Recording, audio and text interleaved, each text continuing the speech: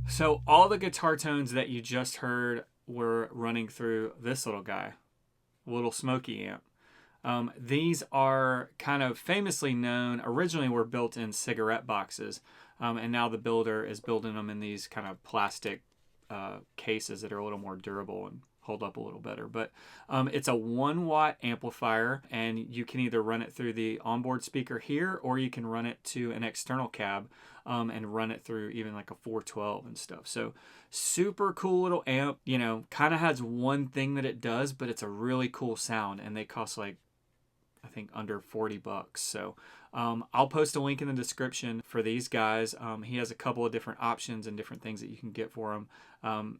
This isn't like a paid advertisement or anything. I just picked one up and thought it was super cool and thought I'd do a video with one. So now let's talk about kind of a couple of the tones in the video and how I went about getting them.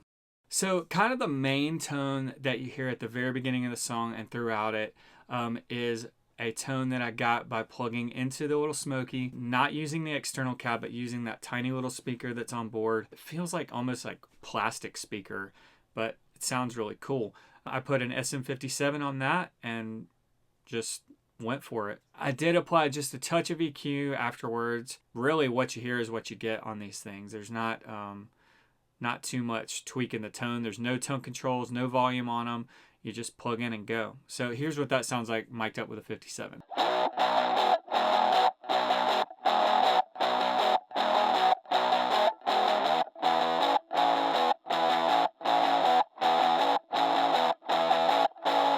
Again, super nasty tone, but something really cool to use in a track. The other kind of tones that I got in the video, I ran out of the external speaker out on the Little Smokey and ran into my 2-notes captor. I used some of my speaker IRs that I have made previously. You can check out some of my previous videos for more info on those. But I found that running the Little Smokey through either an external cab or through ours really helps thicken up the sound, really gives it a bigger sound. Let's hear what it sounds like.